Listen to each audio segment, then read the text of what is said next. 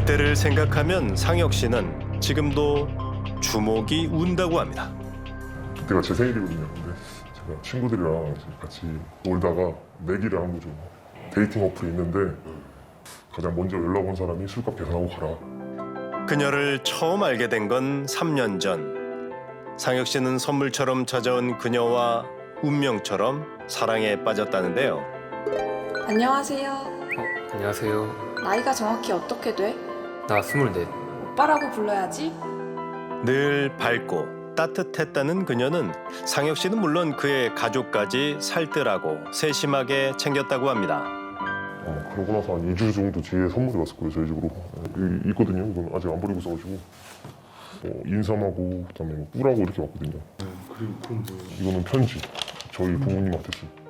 하지만 검찰 공무원이라는 그녀는 늘 바쁜 일정이 있다며 전화통화도 만남도 피했답니다. 그렇게 서로를 안 지 4개월째 되던 어느 날 나 감기 걸린 것 같아. 상혁 오빠가 안아주면 따뜻한 기분이 들 텐데. 지금 달려가면 돼? 마침내 상혁 씨는 전라북도에 있는 그녀의 집을 찾아가게 됐다고 합니다. 문을 열어주더라고요. 그런데 문이 열린 순간 마주한 그녀의 정체는 남자였던 거죠. 혼자였다고요? 네. 저한테 사귀어 친 거예요, 여자인 척 하면서. 너무 황당해서 제가 차에 있는 것 같다가 진짜 후들고 태우고 싶더라고요, 진짜. 열렬히 사랑했던 23살의 여자친구가 알고 보니 다른 사람의 사진을 도용한 건장한 청년 서씨였단 겁니다. 기막힌 일은 여기서 끝나지 않았습니다. 정체가 탄로 나고도 서씨는 상혁 씨에게 계속해서 연락을 했다는데요. 정신 나간 새끼고 저한테 돈을 또 빌려달라 하더라고요. 그래서 뭐라고 답장하셨어요? 꼬지랬죠. 연락하지 말라죠.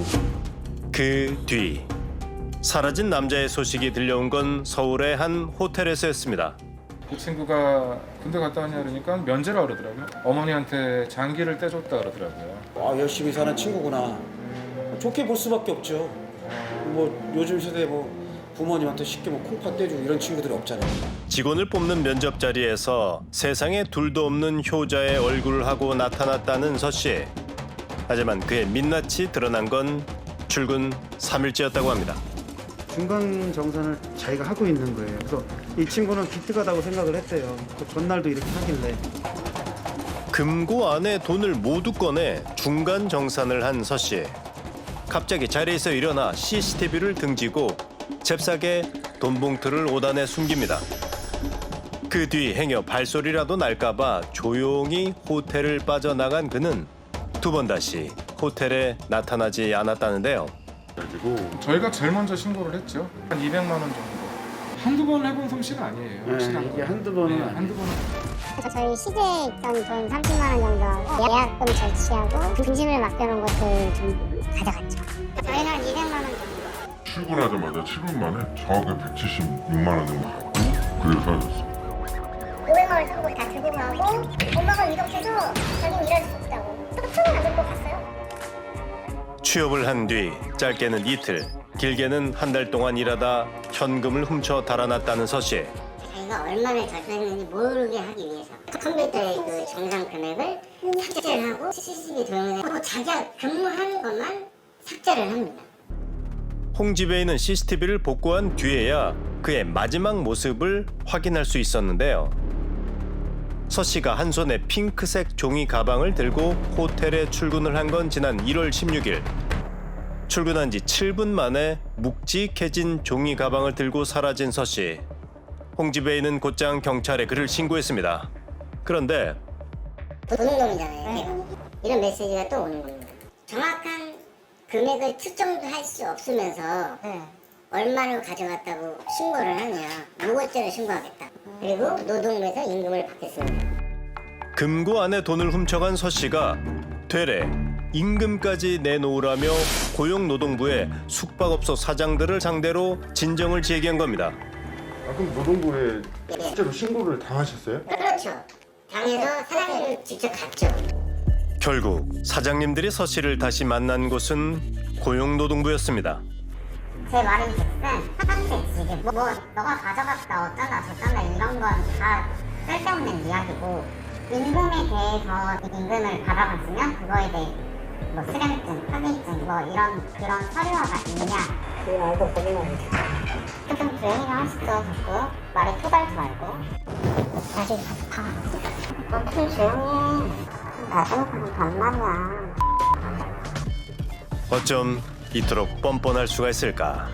사과는커녕 욕설까지 서슴지 않는 서씨. 노동부에서는 어떻게 얘기를 하냐면 일을 했으니까 돈을 줘야 됩니다. 도난을 했어도. 그러니까 그 노동법을 딱 이용을 하는 거예요. 칼만 안 들어도 절도죠. 이게 이 방법이 통하는구나 해서 고용노동부에서 주는 거는 특별 보너스고 자기가 훔쳐가는 건 자기 정당한 보수라고 생각하고 있는 것 같아요. 훔친 게. 다정한 여자친구. 부모님께 신장 이식을 한 효자. 법을 잘 아는 절도범. 대체 서씨의 진짜 얼굴은 뭘까요? 그런데 우리가 모르는 남자의 얼굴은 더 있었습니다. 피해자가 단톡방에 10몇 명이 된 거예요. 10명이요? 네, 친구 뭐 타블렛, 중고나라 사기, 뭐 당근마켓 사기, 뭐 목걸이 금 사기. 그래서 거기서부터 더 소문이 듣는 거죠. 까도 끝이 없이 이렇게 나오니까. 금은방을 운영하는 최 사장 모자가 서씨를 마지막으로 본 건 지난해 12월이었습니다. 톡방이 터진 게 이제 저희 엄마랑 저랑 외국 손님을 한 2시간 정도 상담을 해줬었어요. 돈을 못 뽑는다고 하더라고요. 이제 그분이 옆에서 이모 그러면 제가 받아서 금방 빼주겠다.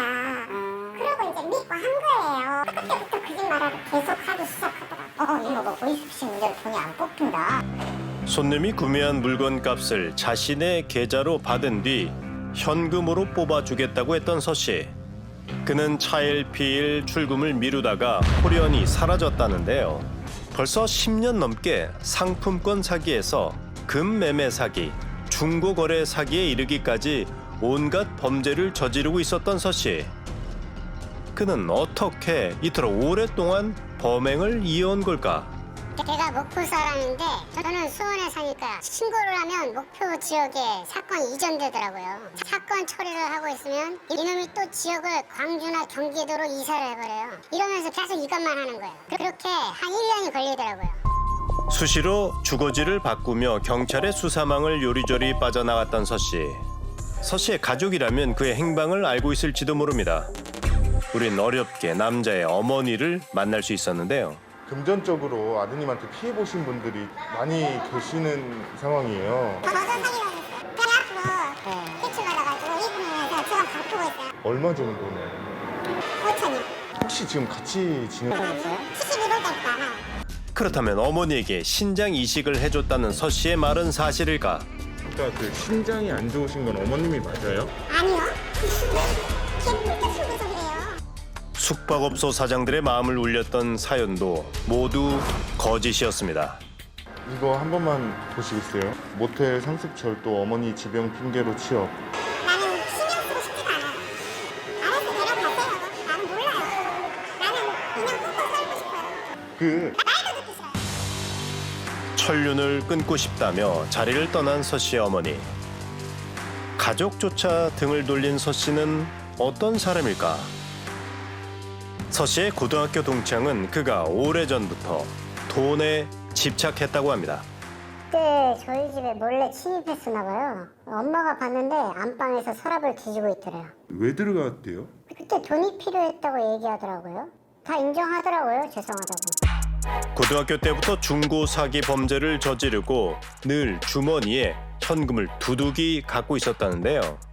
글쎄요. 주위에 친구들이 없어요. 그 애들이 되게 싫어하고 그래서 그걸 약간 돈으로 매수하는 그런 느낌이 많이 좀 컸어요. 학창 시절 돈으로 친분을 유지하고 돈으로 우정을 쌓았다는 서씨. 결국 그는 돈 때문에 이 모든 일을 벌였을까? 이번에야말로 서씨의 얘기를 꼭 들어야겠습니다.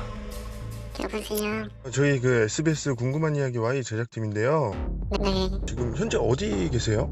서울이요. 왜요? 혜영 씨 지금 모텔에 취업한 다음에 절도하시는 거 왜 자꾸 그렇게 하시는 거예요? 제가 언제 취업해서 절도를 해요? 돈 가져가셨잖아요. 돈을 안 가져갔다니까 무슨 소리예요? CCTV에 다 찍혀 있던데 왜 자꾸 부인하세요? 어디 모텔이요 그러면? 그거는 씨가 더 잘 알고 계시는 거 아니에요? 아니요. 무슨 소리예요 도대체? 왜 이렇게 당당하세요? 네, 당당하니까 당당하죠. 더 이상 할 말 없을 것 같네요. 그죠? 자신은 어떤 잘못도 저지르지 않았다며 일방적으로 전화를 끊은 서 씨. 그런데 그 확인해 보니까 본인이 맞던가요? 네, 근데 그때 돈을 세웠고 그대로 그 돈 담아서 그 금고 밑에다가 넣어놨고 그 네. 속에다가 이렇게 넣으시던데요. 그거는 그 사람들 주장일 뿐이고요. 그 여성인 것처럼 접근해서 금원 편취하신 적 있으시죠? 아니요? 없으시다고요? 네네. 저희 다 확인을 했습니다. 그 어딘데요? 거기가? 이라고 연락하신 적 없으십니까? 네. 그런데 한참 동안 전화 통화를 하던 그가 돌연 뜻밖의 얘기를 합니다. 제가 지금 몸이 아파요. 어디가 아프신데요? 혈우병이랑 용혈성 빈혈 때문에 지금 몸을 못 움직여요. 아시겠어요? 근데 이걸 갖다가 이렇게 다 제보를 하면은 저만 나쁜 새끼 되는 거죠. 내용을 전체적으로 다 보시라고요. 몸이 아프다며 억울함을 호소하고 전화를 끊은 서 씨. 전문가는 이 모든 것이 서 씨의 수법이라 말합니다. 이 남성은 전술로 따지면 기만 전술과 지연 전술을 쓰고 있어요. 상대를 속이는 거죠. 나를 도와주지 않는 사람은 정말 나쁜 사람이다라고 하는 그런 방향으로 접근을 해요. 그래서 자기 목적을 달성을 하고 싹 다 지우고 증거를 인멸하는 이것이 이제 기만 전술이죠. 그리고 난 뒤에 지연 전술을 쓰는 거죠. 본인의 어떤 그 주소지 같은 것을 계속 바꿈으로써 관할 경찰서에서 A에서 B로, B에서 C로 해서 계속 이첩시키고 그런 과정을 통해서 결국은 이 사건이 흐지부지 되게 만드는 거예요. 현재 경찰은 모텔에서 절도 행위를 한 서 씨를 수사하기 위해 여러 차례 출석을 요구했습니다. 하지만 지금 이제 연락도 안 돼요. 출석하겠다고 했는데도 안 오고 3회 이상 출석을 불응했고 포즈를 나오는 게 없어서 지금 우리도 못 잡고 있는 거예요. 수많은 가면을 바꿨으며 돈을 쥐려 한 그가 얻으려 한 건 정말 뭘까요? 관심과 사랑은 돈으로 살 수도 몰래 훔칠 수도 없습니다. 그릇된 방법으로는 당신이 얻고 싶은 그 어떤 것도 절대 가질 수 없을 겁니다. 뭐 200만 원이 훔쳤다 이것도 다 허위고 뭐 있다 이렇게 하는데 그것도 다 사실 아니고 억울하다라는 말씀이신 거죠? 네.